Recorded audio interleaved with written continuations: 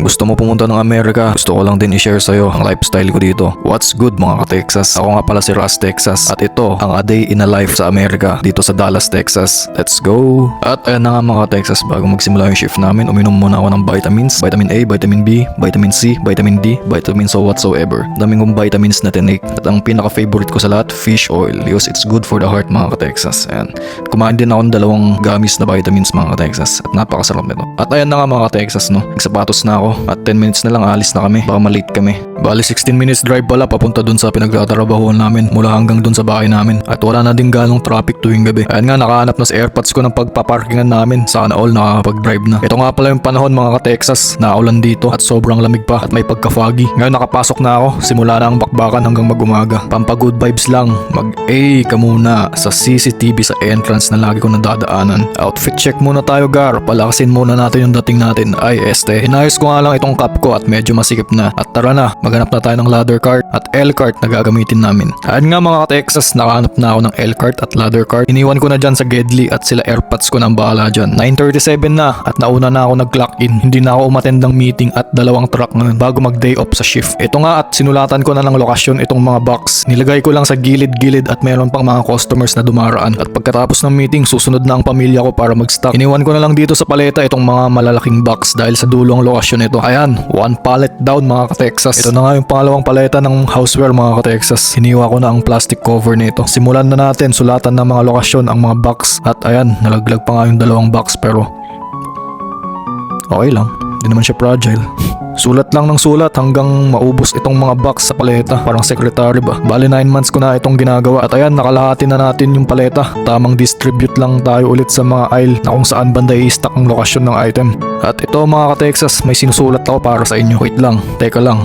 Baka naman, 1 like, 1 interest, 1 follow, 1 support. Syempre, 1 subscribe, 1 love. Kaya please like, follow, and subscribe. Hanggang sa maubos na natin lahat ng mga box sa isang paleta. Ayan, and last one but not the least, another pallet down na naman mga ka-Texas. Ito nga yung last na paleta dito sa houseware. Maliit at magaan lang. Uy, may dumaan na naka-crop top.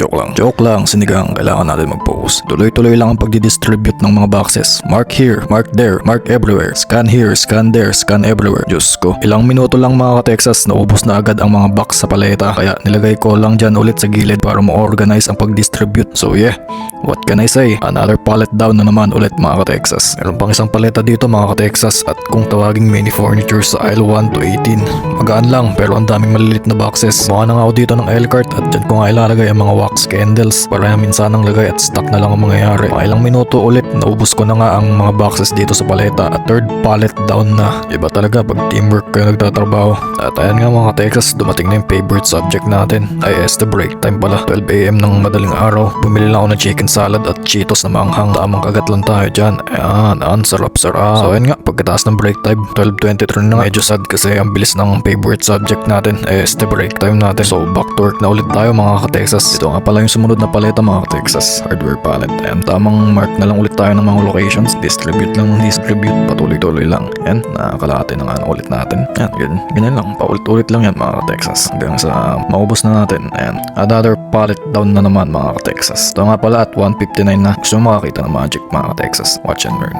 Bang! Alas 3 na agad. Naalala ko tuloy si Echo sa League of Legends. The boy who shattered the time. At ayun nga mga Texas na lunchtime na natin. Ito lang ang aking baon. Lemon juice at tinapay. Jamming lang. Ang sarap-sarap. Ang bilis talaga ng favorite subject natin mga Texas. Parang ilang minuto lang. 4:11 na. Back to work na ulit tayo. Dito na nga ako sa garden at ito yung mga paleta. Madaming mabibigat dito at susulatan natin. Nilagay ko na lang sa gilid ang mga box. Bale meron nga pala sa labas ang mga items na to pero karamihan dito sa loob. Tamang mark na lang ulit ako dito para di makalat. Nilagay ko na nga dito sa paletang mabibigat na box at para minsanang stock na lang. Kaya, another pallet down na naman mga ka-Texas. Last na paleta na nga pala itong arts and crafts. Di na ako nagsulat para lagyan ang mga location ng box na to. Kaya ang ginawa ko, stock na lang ako. Medyo madami din pero good thing. Malapit na ang favorite subject natin. Yun nga, uwian.